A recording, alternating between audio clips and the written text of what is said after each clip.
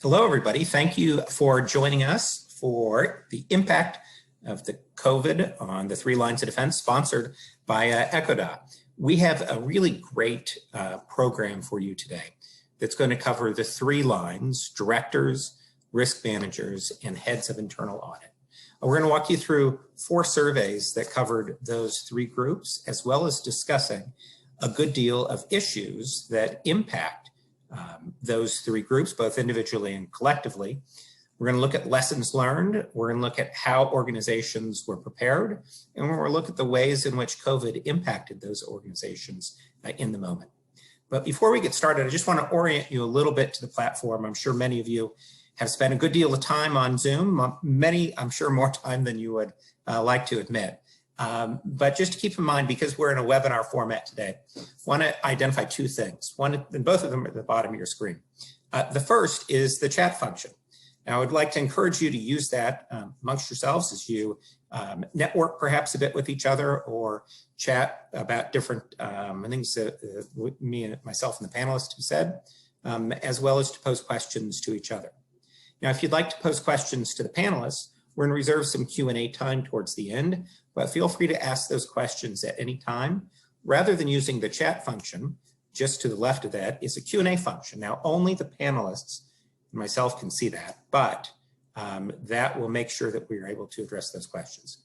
So first, in the chat function, before we really get into it, would like to just see where each of you are. So for all the participants, if you wouldn't mind just typing in where you're from now, where you're sitting now physically, and where in those 3 lines are you? Are you on the part of the director community, the internal audit community, or the risk management community? So I got someone from Brussels there. I'm sure there's some others that will be coming in at the moment. I know there's, excuse me, about 250 of you on the line, so we should be see a fair bit. Yep. Okay, good. That function is working. And what's great about saying this is I see a number of different countries. So good morning, good afternoon, and good night, because we're truly a global audience. The occasion for this discussion was brought about not only through COVID, but a bit through ecoDa's membership with the GNDI, a group of the Global Director Network Institute, which ran a global survey of directors it was released early this year. The survey was from a survey late last year, which had a bunch of great findings, and that was paired with, as I mentioned, some great surveys from around the globe. We're going to talk with 3 people in particular, 3 great panelists. Leena's going to speak with us about directors. She's the current head of the Directors Institute Finland and the incoming head of ecoDa. Nora is going to speak with us from her perspective of internal audit, and Dirk from risk management. So the way this is going to proceed, we're really going to participate together in 3 parts. The first part is we're going to have a discussion amongst the 4 of us, looking at those surveys, looking, as I mentioned, at how directors were prepared, or how each of the 3 lines were prepared: directors, internal audit, risk management, how they responded to COVID, and what lessons were learned. Second, we're going to move to a group discussion where we discuss the ways in which the 3 lines can work together in the future, and then finally opening it up to audience questions. So in just a moment, I'm going to open the discussion with Leena, but wanted to make a couple of notes about what we saw from the Global Network of Director Institutes survey. It's a 22-member organization of director institutes across the globe, representing more than 150,000 directors. It's the 2nd survey that's been done by the organization. We do it every 2 years. And we had just under 2,000 responses across the globe from a wide variety of organizations, ranging from public companies, family businesses, private equity, and global enterprises. If we want to pull up the slide real quick, I'll give you just a brief overview of the key findings. And you see the 5 ones listed. For the most part, directors were quite satisfied with how they worked with management teams. They certainly, perhaps not surprisingly, see increased emphasis on risk management in the future. Not surprisingly either, virtual meetings seem to work, but were clearly a second best option to in-person meetings, and that they were viewed as a tool that's here to stay. And finally, directors in the GNDI survey were pretty satisfied with their own time management, perhaps a little bit of a surprise to some. So I'd like to open the discussion a little bit with Leena now. Leena, if you wouldn't mind giving just a quick overview, and I think we can bring up the slide that shows how the survey was conducted, but would love to hear from you just a little bit about who from the Director Institute of Finland, who you surveyed and how the survey proceeded, and then we can get into the meat of the discussion. Thank you, Barton. Good morning, everybody. We have 750 members at DIF, mostly serving on large boards of large companies. We conducted a large survey in October, and we had 122 members responding, a third of them representing listed companies. And we have made some follow-ups this spring, but the outcome of those are not contrary to what we learned last year. And in general, although some of you may be thinking that, okay, this is a small country, does it make a difference in your country? When I have compared to our results to surveys made in other countries, there is no difference. Board work is rather similar in every country. So this is the background to our survey. I think that's spot on, and certainly what we found in the GNDI survey was consistent with that as well. Is that there's a lot of consistency around the globe in the ways in which directors prepared and responded to the crisis. Maybe turning to the first of those three topics, what lessons, not lessons, but what did we learn about the ways in which directors in Finland were prepared? I know that in the GNDI survey, there was a good deal of evidence that some previous crises had helped prepare the director community by basically giving some practice for responding to events maybe they weren't expecting. And few, that was important because few had topics such as the pandemic on their risk radar. What did you guys see? Okay, I think the outcome clearly shows that this has been a wake-up call, and surely will help in the future, because most respondents said that they have realized there are deficiencies in their organization. Quite many, and surprisingly, also listed companies are saying that agile adaptation to a changed situation has been a problem. So companies have not been clearly ready for changes. Also, of course, cash flow has been a problem, mostly for unlisted companies, but for some listed companies, depending on the sector. And of course, risk management and supply chain. Surprisingly, supply chain, especially for listed companies, but maybe they're working more globally. And risk management for about a third of them. Most of them, I think, of the large companies had pandemic on their risk chart, but they are saying that they did not understand it. They were not actually prepared for this. So this is the outcome. Digital know-how for some, and there seems to be a wide gap. Some of them were able to cope better, others really not. Excellent. And then, transitioning a bit to the crisis itself and how organizations responded, what were some of the findings that you were able to discover there? Well, if we go further to the new opportunities, actually 90%, almost all companies did find new opportunities. As for products, new services, developing existing ones, increased demand, and even new sales channels. So there were positive outcomes, of course, not in every sector, but for quite many companies. New operation modes were found for most companies, and digitalization leap was very common. Of course, there was a must for it, but it also happened. Mm-hmm. Excellent. And you know, when we think about how boards responded, there's the topic areas, but there's also the nature of the board work itself changed. I know that when we surveyed G&DI members, 6 out of 10 had told us that their time commitment as a director increased by at least 50%.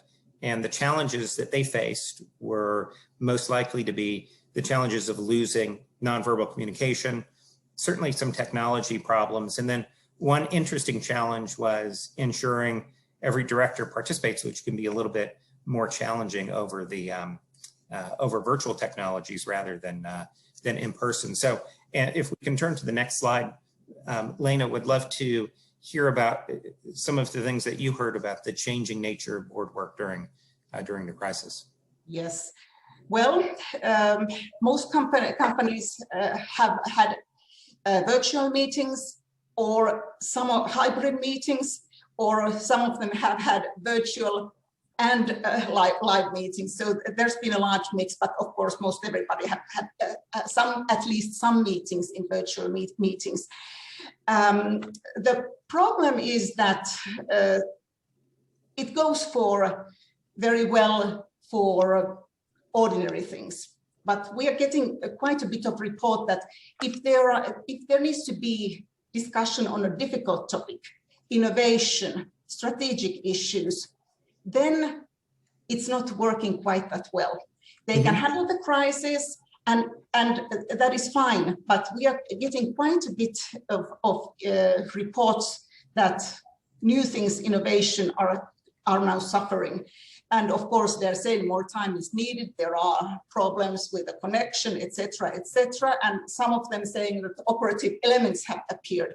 So, but anyway, it's been okay, but certainly not perfect. Yeah, it's interesting. We asked a couple of questions about explicitly how effective those meetings were.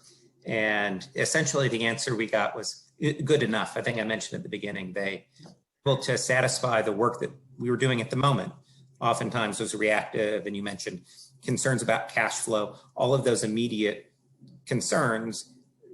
But as you're suggesting, the longer strategic issues, the longer term strategic issues, essentially those boardroom discussions where you need to roll up your sleeves, work hard, and have some great discussion are a little bit more challenging to do virtually as opposed to the reporting and the updates. I think one interesting thing is that we also heard at the same time that they were good enough and can be used as a new tool within the toolkit the directors have to engage with each other. But it also impacted the way in which we're maybe doing some things going forward. And I know executive compensation was, executive compensation is certainly one, as well as succession planning and some of that longer term work. So maybe we can turn to the next slide and zero in on that executive remuneration piece, because that certainly affected a lot of organizations. Yes. So clearly, a very large amount of companies changed the criteria for short-term incentives rather quickly. And of course, this is very understandable. Situation is totally different. Sales methods are different. What needs to be done is different. So this is, I think, a very good answer that many of the companies did that. And some also had pay cuts for fixed CEO pay, not that many for variable pay, and some of them even for long-term incentives. But it's been a good tool to change the short-term incentive criteria in this situation. And then thinking a little longer term, you alluded to succession planning, and I think if we turn to the next slide, you've asked some questions that zero that as well. Yes. So Yes, and of course, some companies have realized that they have not worked enough on succession planning, which is, of course, always a very, very difficult topic and sometimes a sensitive topic. So one of the good things of the pandemic might be that there is more emphasis in the future for succession planning, because half of the respondents said that they realized there needs to be more done regarding there's been changes or needs of changes for the executive team. Also, they are realizing that the board does not have sufficient know-how, and there needs to be more profiling, more discussion, what kind of knowledge needs to be added to the board. But also, some CEOs have not been doing so well, and some of the respondents are mentioning that this has made, there has been some idea that things might not be correct at the moment, but this pandemic has elaborated the situation very, very clearly. And succession planning, you think of as a piece of longer term planning, and I think that on the next slide you pull out some of that longer term planning a little bit more. Yes. Yeah. Virtual board meetings will happen in the future for very many companies, but they will be used mostly for, let's say, routine meetings. And when there is strategic issues, difficult issues, they will be live meetings.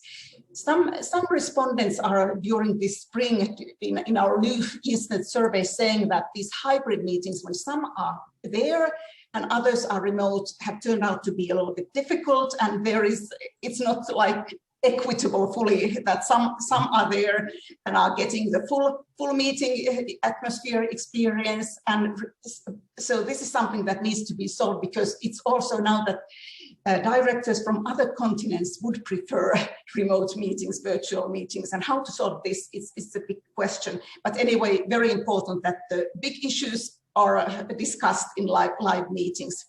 Strategic changes are happening, and interestingly and importantly, risk management will definitely have more emphasis, as well as agility in decision making. Those were like the top issues that we found, and as said before, I think that even though we are living terrible times, we need to benefit. We need to benefit from this. We cannot waste the learnings from this pandemic. Yeah, I think that's exactly right. And a lot of these findings are consistent with things that I've heard elsewhere around the globe. Certainly the notion that virtual board meetings are here to stay, and we briefly talked earlier about another tool that boards can use. One analogy that was given to me was for employees going back to the office, that if employees are just going to be writing emails during their day, maybe they don't need to do that at home. Maybe they don't need to do that in the office, and they can do that at home. But there are other face-to-face interactions that you can imagine, which are great to do in the office and are very challenging to do at home. So, perhaps there's an analogy where different board tasks can be done in different ways. Is that the way that you interpret the data? Yes, definitely. And I know, for example, large company making a huge investment, more than €1 billion. They had their board meeting in a very large auditorium with mass everything, because when you decide something that's important, you need to make choices and need to have a proper discussion. Mm-hmm. Just one question about the risk management aspects, and this might be something that Nora and Dirk, maybe we can pick in the second half of the discussion as well, because with boards, the GNDI survey and then Leena, your survey as well, both spoke to the idea of an increased emphasis on risk management. And one of the things that we heard is that 69% of directors in the GNDI survey are likely to incorporate outside expertise into scenario planning, essentially getting more perspectives into scenario planning, so that perhaps we won't spot the exact crisis that we'll face in the future. After all, only about 14% of organizations reported having pandemic on their risk dashboards, but the habits of approaching topics and planning for scenarios, which might be unfamiliar to us helps to make practice in the unfamiliar space a little bit more familiar. Are you seeing something similar in the data? Are you reading something similar? Yes, I definitely agree. And I would like to add that this virtual working methods that we're using, I hope that all directors are understanding that it increases cyber risks and also, let's say, crime risks. And some teams may not be managed enough. There might not be enough contact. And this is something that worries me, especially after talking with directors, that is there a real understanding in all companies that there are now new kinds of risk besides the supply chain, etc., etc. Okay, excellent. Thank you. That's great. Let's turn it over to Nora for a few moments. So Nora, the survey that you're closest to was focused on internal audits. So maybe we can turn to that first page. If you want to give us again a quick overview of the group that you surveyed and how the survey proceeded, we can get into the meat of the findings in a moment. So Nora. Yes, indeed. Good morning. Do you hear me? Excellent. Yes. Okay, so I'm Nora Gürtler. I'm the group head of audit in Assicurazioni Generali, so in the insurance sector. And here I represent the ECIIA, the European Confederation of Institutes of Internal Auditing. And the survey indeed covered roughly 1,500 internal auditors in 95 countries. And on the graph on the right, you can see that it has been really wide, it has a widespread coverage of all kinds of organizations of different size. So audit functions, small audit functions having 1 to 5 members, medium size, and large audit functions with more than 25 persons. It covered various industries, various geographies, as you can see, and various types of organizations. So privately held, publicly traded, public sector, service providers, consultants, non-profit organizations. And the survey provides insight on the impact of COVID-19 on internal audit functions worldwide. So on the one hand, impact on resources, budget, staffing, outsourcing, etc. The involvement of internal audit in risk discussions, and impact on audit work. So risk assessment, audit plans, audit engagements, and also other activities which we can discuss more in detail, redirecting staff to non-audit work, depending on the industry. Excellent. So I thought it would be helpful to again look at the way in which the internal audit community was prepared coming into the crisis. So if we can turn to the next slide, I know that was a focus of some of the work in the survey. Do you mind guiding us through a few of those key findings? Well, in general, I would say that the pandemic situation with all the consequences, the widespread lockdown had hit everyone unprepared. So no one, I would say, no one imagined what would happen worldwide. Also, if you look at the big surveys and the publication of reinsurance companies, for example. In general, here I'm talking about the survey and about my personal experience from the finance industry. I would say that internal audit managed as good as possible. So of course they were not prepared, but usually most of them reacted in a flexible and agile way, depending on the industry. Of course, first thing was to ensure business continuity. Also continuity of audit work. Well, let's say in an emergency situation, you can wonder whether audit should continue audit work, or whether in the first step they should simply help to manage the emergency situation. And that's what happened depending on the industry. According to the survey, a quarter of audit functions redirected staff in the initial phase of the pandemics to help out other departments. The move to remote working, heavy use of digital tools has been discussed, addressed already by Leena, and will probably be has been addressed by anyone in any kind of industry. Another immediate consequence has been budget decreases and staff reduction. You can see here a graph on the right-hand side, also depending on the industry. That's somewhat logical. So there has been, of course, a natural decrease of expenses, for example, due to travel reduction. Audit functions are typically audit is typically a function where you travel, where you sit down with colleagues, where you get to know the whole the entire organization. And of course, when people need to do everything virtually, there is an immediate reduction in expenses and also correspondingly in budgets. And as a second aspect, the staffing and the resources of internal audit functions typically follow developments in the organization. They reflect the development and changes in the organization. And so it's not surprising, as you can see in the graph on the right-hand side, that consumer-facing business such as retail, food and travel have been affected most. And finance and insurance industry have so far reported the lowest impacts. Excellent. And, I think I may have mentioned at the outset, perhaps it's comforting from the view at the top, which is that for the most part, directors were satisfied with the ways in which their management teams had responded. Not that they responded perfectly, but given that it's a crisis, there was a lot of boards, for the most part, were satisfied. Of course, with some variation in different categories. But what drove this response? So, if we can turn to the next page, in the internal audit community, what were the tools and strategies and tactics that the community used to respond to the crisis? Well, the role of internal audit everywhere is to provide assurance, to provide boards with assurance and to avoid negative surprises as much as possible. So to give assurance on the organization and to create mechanisms that help to avoid surprises. And so not surprisingly, what audit functions did as a first reaction, they reviewed, as everyone probably, their risk assessments. So also the modern audit work and audit plan is based on risk assessment. So in fact, there are a lot of interfaces we have with our colleagues from risk management, from compliance and so on.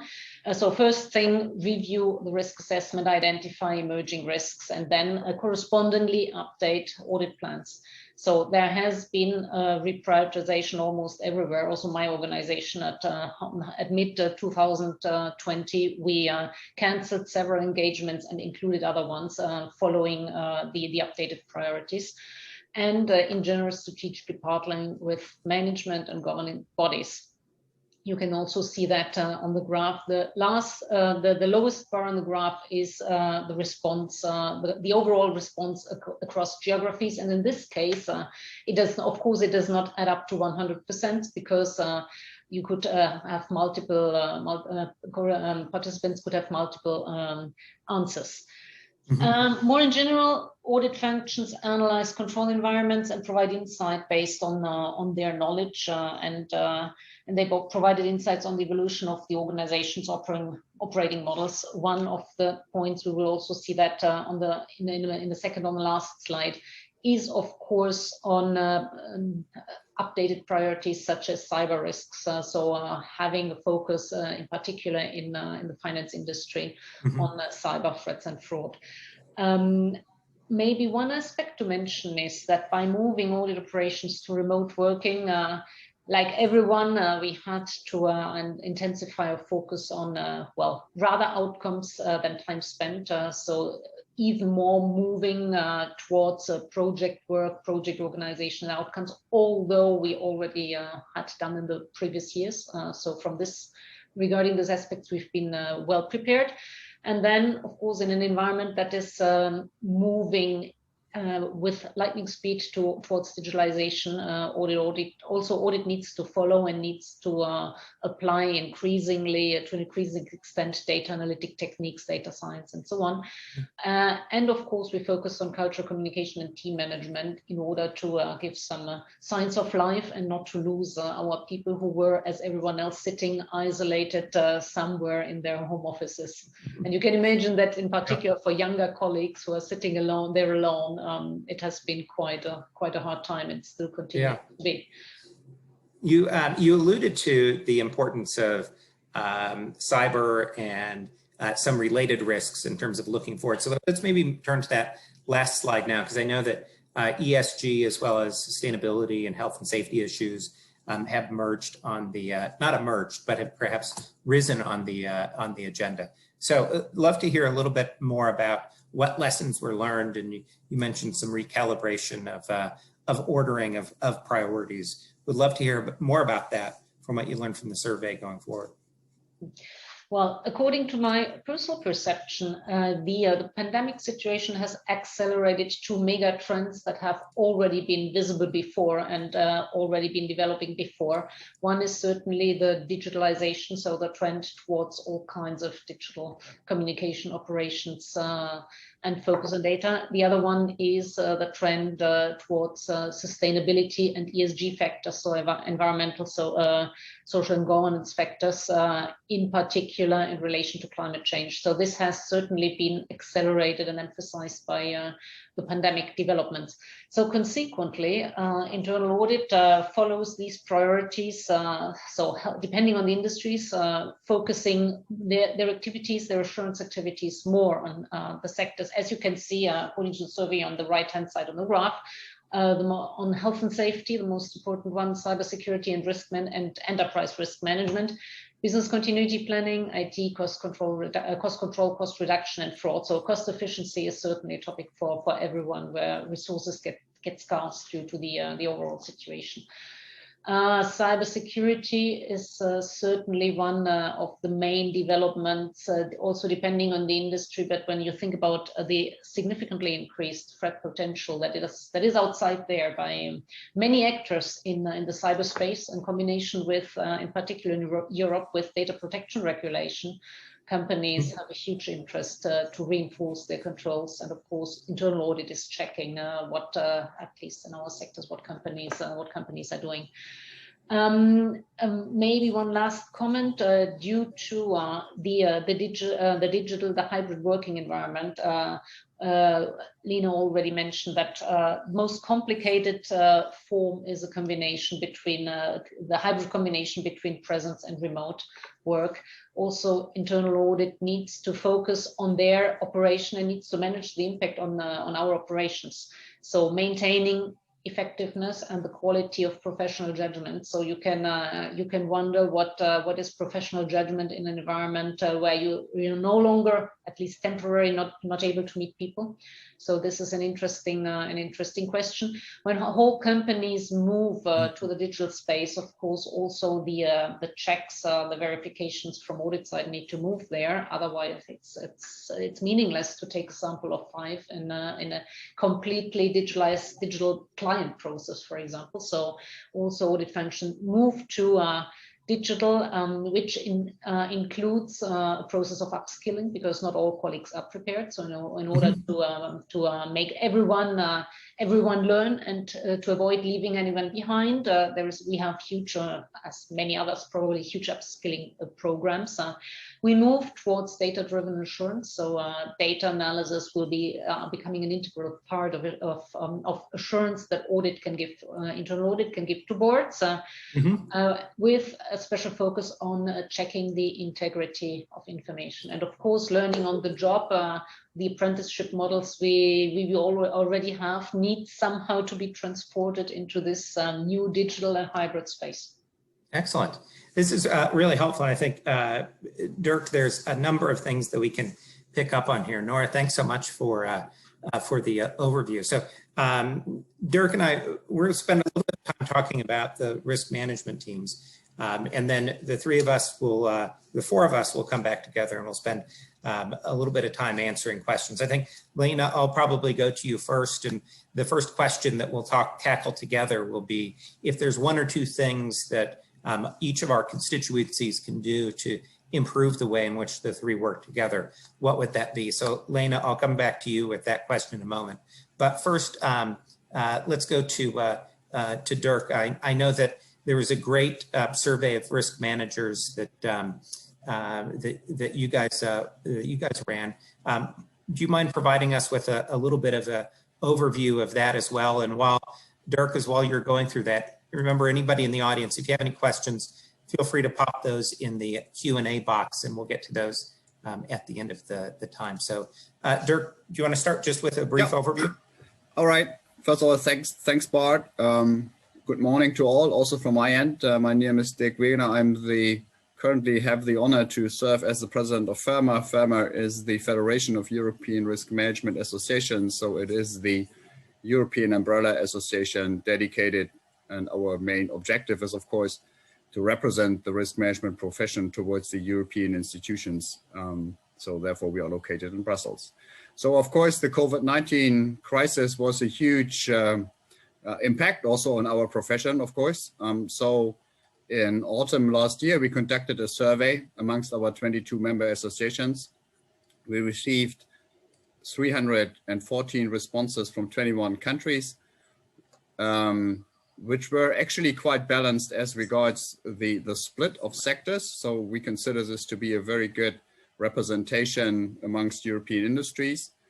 And we have in total asked 22 questions. Of course, now we picked for this discussion today a couple of them which we think might be helpful to support our discussion here. And maybe with that we move to the next slide.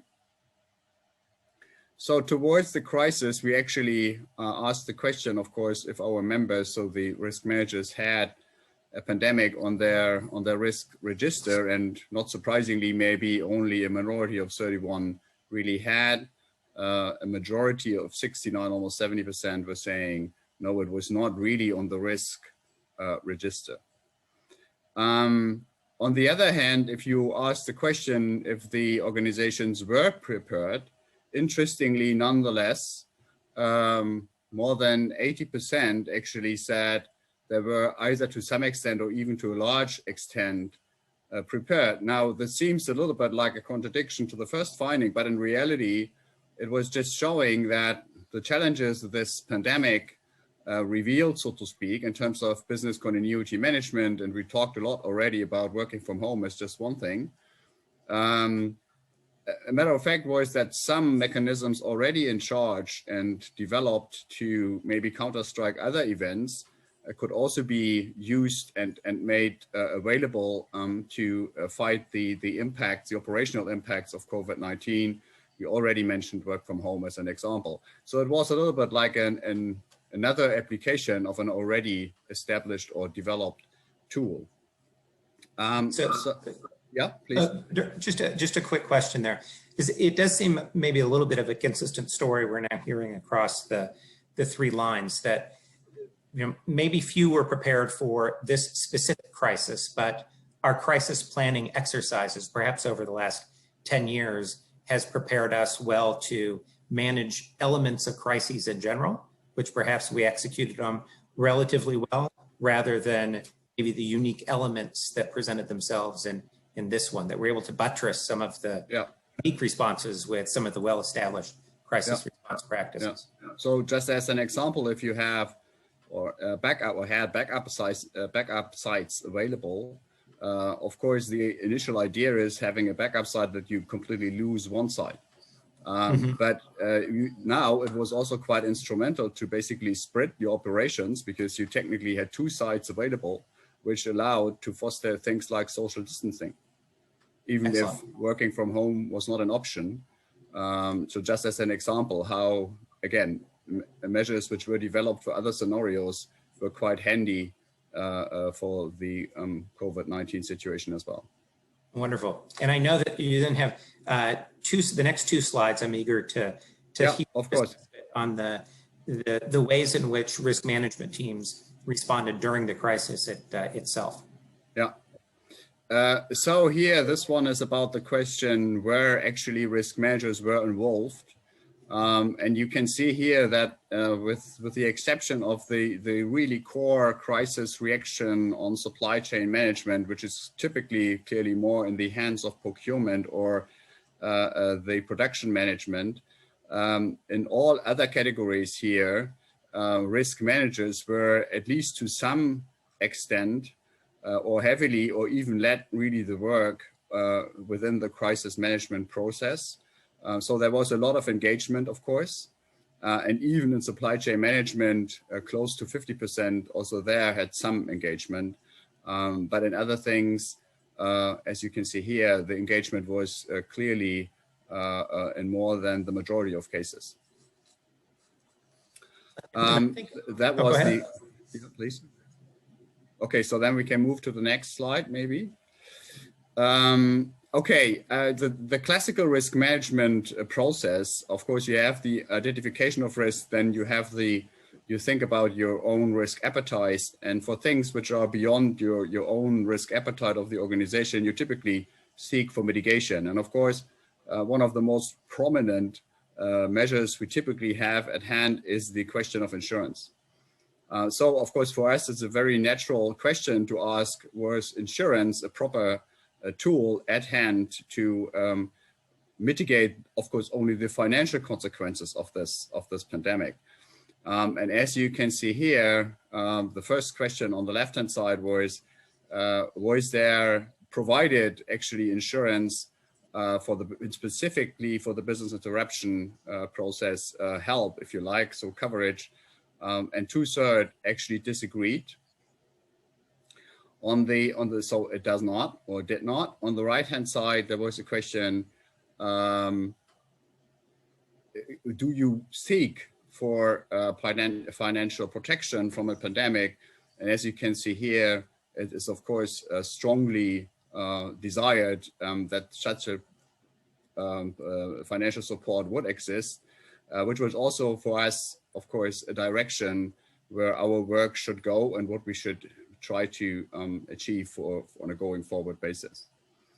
Then I think the next question is a little bit more forward looking, the next 2 slides. And here we come back to the point, what will change most significantly in the profile because of the pandemic. So this is about correlated risks, if you like. And here again, I think we talked a lot about cyber.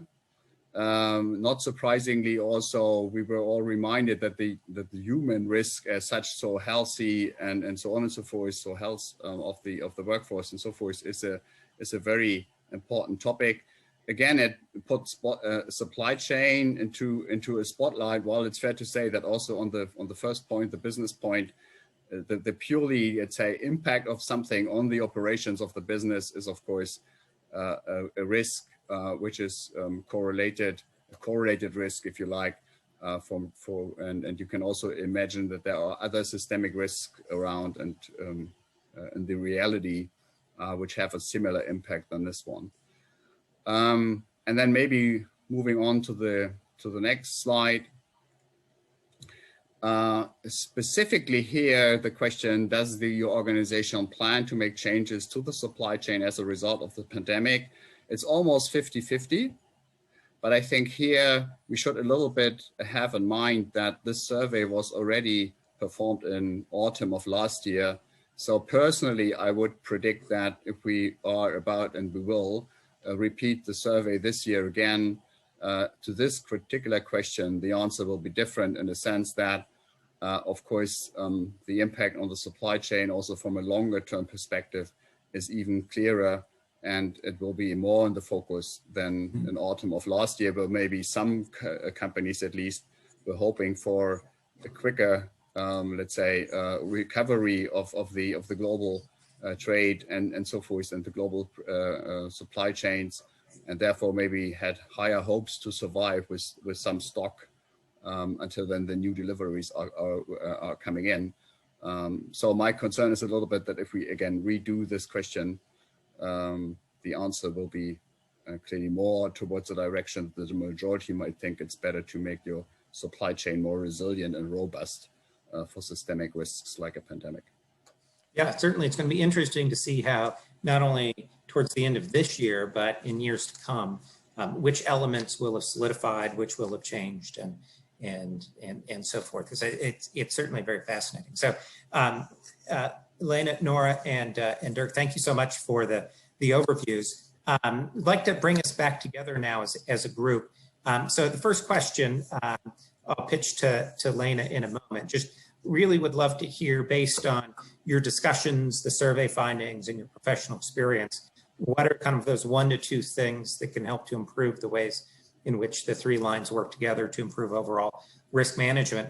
But quickly want to remind each of the participants, if you have any questions, feel free to put them in the Q&A. I'll aggregate them and incorporate them in the discussion that we're having. And then second, received a number of questions around the reports themselves. There'll be a follow-up email that will include links to each of those. I know the links to many of them I've seen in the chat. But Leena, let's go to you first. If you could highlight just a few things that the board can do in order to improve its work across the lines, which are the ones that come to mind? Yes. First of all, it is clear that in the future, risk issues will have a more prominent place on board agenda. Of course, some companies have been doing very well on this, but in general, this is going to happen. And also, my message to boards and to my colleagues here on the panel is that there needs to be more interaction with risk management directors, internal, external audit people in charge, and especially on board level.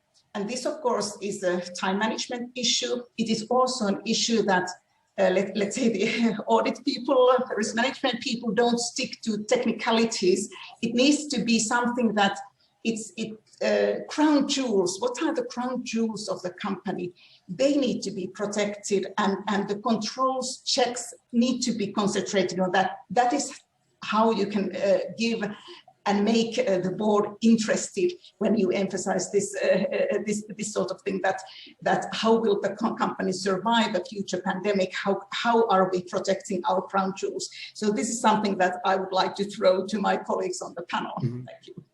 Yeah, and Nora, maybe to you next. Just to interject for a moment, I know one thing that we heard through some interviews and some discussions following the GNDI work was the fact that the boards can be more clear in terms of what their expectations are for management. Because oftentimes risk management and IIA might want to give the board the totality of risk information, which, Leena, as you're suggesting, is a little bit too much to consume in the constraints of the boardroom and focusing on those crown jewels. But Nora, from your perspective, from the internal audit perspective, what are the things that the internal audit constituency can do to improve the workings of the three lines as they work together? So I fully share what Leena has said. So in past years, probably internal audit reports have been the most boring thing to read. But for several years, at least in finance industry, we have, so in my company, we have quite a demanding board, so which is requiring us to prioritize, to have clear messages, to have a strategic stance. And in general, they're asking us to avoid surprises. So to set up a system of, let's say, of controls, but of reasonable controls. So it's clear that a company cannot consist only of controls. A company needs to do business, that's crystal clear. But to establish reasonable controls, of course, we cannot guarantee to avoid any surprises. That's why audit is doing a risk-based approach. So that's the basis for operation. So we prioritize audit work according to the riskiness of the business. And this, of course, starts with a deep understanding of a business, being a business partner, focusing on business priorities. Sometimes we have to insist, even if the messages are not, maybe not easy and are challenging in the first step, but that's the way it is. So business partnering, prioritization of the resources, and giving understandable, reasonable assurance, and maintaining a constant dialogue. Dirk, what from the risk management perspective? Yeah, I also agree with Leena that it is important for the board to have a sound understanding what the risk position of the company is. And it's, of course, the role of the risk manager to make this transparent. In particular, what are financial consequences? We need to have a conversation about the risk appetite. And then, of course, it's up to the board to decide wherever this risk appetite sits in total, but also for certain risks like systemic risks we just talked about today. So it's, of course, a lot about communication. It's a lot about airtime, if you like, to be in front of the board. There are some industries where it is common or even required to have a dedicated risk manager as a board member. In others, this does not exist. So it would be certainly good if one board member could be, let's say, the dedicated contact person, or in their area of responsibility, risk management could be clearly defined as a task he or she has to perform. So I think that that's important. When it comes to the cooperation, how we see in particular our let's say professional relationship with the internal audit, we think that both professions are complementing each other. We have a perspective sometimes on the same issue, i.e. risk, even though our perspectives are a little bit different. And then last but not least, for the risk manager, it's also all about risk, as I already said, risk mitigation, including insurance as one of the mechanisms to some extent externalize at least the financial impact, talking about loss prevention and all that. But this all comes together and needs to be presented to the board as one consistent a plan, if you like, and strategy to deal with the risks of the organization. Excellent. Nora, maybe this next question to you first, and then Dirk and Leena. One thing I've heard a fair bit is, and we discussed it briefly in a couple of different moments, is how COVID has opened a new toolkit, the virtual engagement between not only board members, but board members and management. And if you remember a year ago, where many boards across the globe were meeting with their management teams at this time, almost once a week. And then towards the summer, it became once a month, and then perhaps or once every 2 weeks, once a month. And now we're perhaps moving a little bit more towards a more normal board cadence. I heard from a number of directors that one of the things that they liked about that, they didn't like engaging with management maybe every week, always, but one of the things that they did like is they did feel a little bit closer to the risks that the organization was facing at the moment. And I've heard a little bit about maybe there are some ways in which these new tools, digital engagement, might be able to enhance the information symmetries between the board and management. Have you thought at all about the ways in which internal audit reporting to the board might be able to change or be improved with the use of some of the digital technologies or digital engagement that we may become a little bit more used to over the last year? Well, of course, as I mentioned on one of the slides, audit operations are moving towards digital insurance or towards continuous insurance, data analytics, leveraging on data analytics techniques, etc. But that's more the audit operations, let's say. I would keep it separate from the strategy, because what is important is to transform this into messages to the board. So how maybe one additional point on collaborating with risk management, compliance function, other assurance function. At least finance industry is moving steps, even one step after the other, towards something we call integrated assurance, so that we give a consistent view on the risk situation of the company to the board, so that we operate with heat maps and all this kind of tools, so that the board has a consistent view, supported by all the control functions, all the assurance functions, and following also the same prioritization. So we discussed that internally before in order to avoid presenting diverging messages, of course, to the board. And so at least our board does not meet on a weekly basis. We don't do that, but we all moved towards the virtual space and increased the frequency of the interaction, which, by the way, does not need to be a disadvantage. So if you have shorter interactions but more frequent ones, this gives you the possibility to stay closer to current developments, and to react in a more flexible and in a more rapid way to external developments. Leena, how about your thoughts there? Well, of course, I'm a great believer of digital tools. However, there are, let's say, many sides to this also. I have been shown a wonderful digital tool on risk management for a multinational company with branches here and there and products, this and that. And then, okay, this tool is available for directors. And then I come to think of, okay, are they expected to follow up individually risks here and there? And if something really goes wrong, will the saying be that, okay, the information actually was available. Why did you not use properly this tool? So there needs to be guidelines what it means that there is a wonderful digital tool that goes perhaps quite deeply to show where the risks are. And especially now that the European Commission is very eagerly considering directors' duties and even considering legislation, there needs to be a clear understanding what the duties are then, and that if there is a wonderful tool, it is not an individual director to start individually on their own to be using these tools. So new things are good things, but there are many sides to the story. Thank you. Wonderful. Dirk, I'd love to hear your thoughts on this as well. And then, well, I think I have time for just one last question. So I'd like to just preview that question for the panelists at the moment. I'd love to hear what your thoughts are, and what's one thing that each of the constituencies that you're representing here can do when they go back. What's the one big lesson that they can take back to their own work from the discussion that we've had? So Dirk, first to you about the digital piece, and then I think I have the very same opinion than my dear colleagues here. So I think you need to decide or distinguish between the operational aspect. Of course, there are tools available where data can be newly, if you like, analyzed, talking about AI, talking about blockchain technologies, and so on and so forth.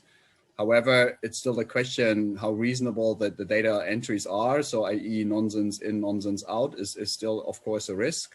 And in particular to Leena's point, I clearly see the view. I mean, it's maybe not done enough just to present all the data to a board member, even though technically available, because you need to do some let's say intelligent interpretation of these data and to draw a line at some point and to make reasonable conclusions. And also of course, there is the similar side perspective, if you like, but if you sit on the board, you want to have the let's say overview as a whole, so the consolidated view, if you like, including basically taking into considerations, just go back to the point of backup sites, how potential backup site in one location can be helpful to mitigate a loss which has happened elsewhere. So I think these are not necessarily really a threat to our professions, I would think, because there's still a lot of